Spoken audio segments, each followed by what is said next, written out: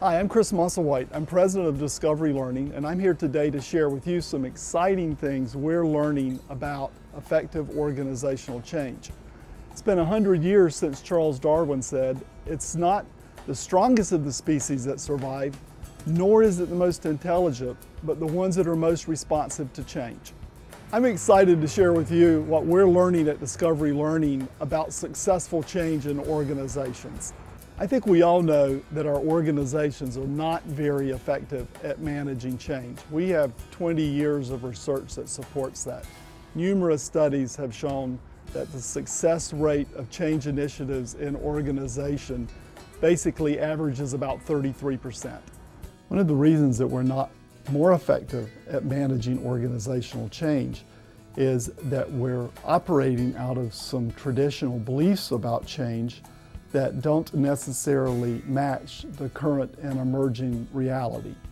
For example, one belief is that changes are events that occur. There's a beginning and a middle and an end. The change ends, there's a time of calm, then there's another change.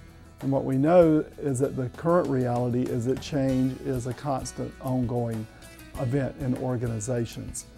Another belief is that the right structures and processes in place will result in efficiency and effectiveness, and what we know is that that's not happening. The reality is that we've done lots of redesign and re-engineering, and we do not see the benefits from that would have been anticipated. A third example is that innovation is going to be the answer to all of our problems. And the reality is that innovation is very, very important, but it has to be balanced with the ability to respond and react to unexpected change. And we know in organizations that the organizations that are good at responding and reacting oftentimes are not so good at innovation, and the culture of organizations that promote innovation oftentimes are not very good at responding and reacting to the unexpected.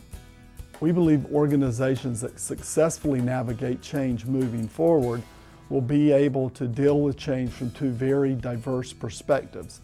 One will be change that is unanticipated and possibly crisis-oriented, and that we refer to as defensive change. It's much more reactive.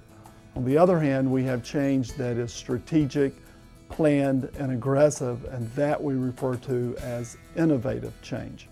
A great current example is what's happening with the oil spill in the Gulf of Mexico. BP had to be a fairly innovative company to drill a well a mile below the surface of the sea in an environment that is almost as complex as outer space, but it is their failure to anticipate risk and respond to the unexpected and unimaginable that has resulted in this great environmental crisis. The great challenge of leaders going forward in organizations is the ability to embrace and manage both the defensive and the innovative change that needs to take place. It was F. Scott Fitzgerald that said, "The test of a first-rate intelligence is the ability to hold two opposed ideas in the mind at the same time and retain the ability to function." We know that two reasons change initiatives fail in organizations are, one, that management behavior does not support the change, and number two, there's a lot of employee resistance to change, and together those account for about 72% of the failures of change initiatives. We also know that there are a number of tactics that, when used, have a significant increase in the success rate of change. For example, the first one is equal mixture of positive and negative messages. That alone results in a 36% increase in the success of change. Second is large-scale collaborative planning, which alone gives you a 61% increase. Clear structure for change gives you a 65% increase. Ownership by the implementers of the change results in a 71% increase.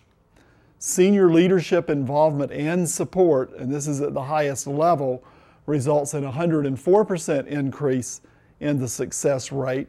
And finally, we know that well-defined, inspiring goals result in a 166% increase in the success rate of change. When we bring that together and look at our continuum of defensive and innovative change, what we find is that when none of those tactics are used, the success rate for defensive change is about 18% and for innovative change is about 4%.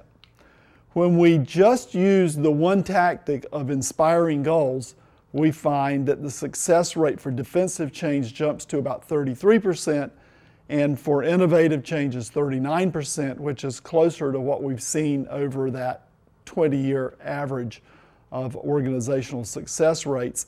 And finally, when all 6 of these tactics are utilized, we find that the success rate for defensive change jumps to 62%, and the success rate for innovative change climbs as high as 90%.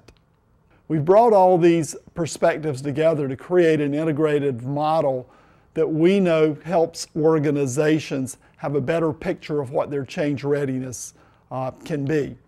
So the factors that we've identified are, number 1, awareness of opportunity. The second perspective is the ability to react to the unexpected and unanticipated. A third key factor has to do with the agility of people to manage change, their capacity for change, and building commitment for change.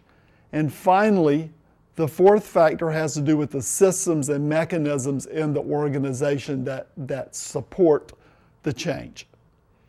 And when we bring this model together, we find that the right side of the model, the awareness of opportunity and the agility of people, creates an atmosphere or an environment that supports innovation. The left side of the model, the systems and the ability to react, is an environment that helps to sustain the organization. The top part of the model really is about the context of the change, whether it's in the organization or the business environment. And finally, the bottom part of the model is all about the people and their capacity and willingness to engage in change. So our change readiness gauge model brings all of these factors together to give organizations a comprehensive view of their capacity for change. I'd like to invite you to join us in helping organizations increase their capacity to thrive and survive in complicated and complex business environments.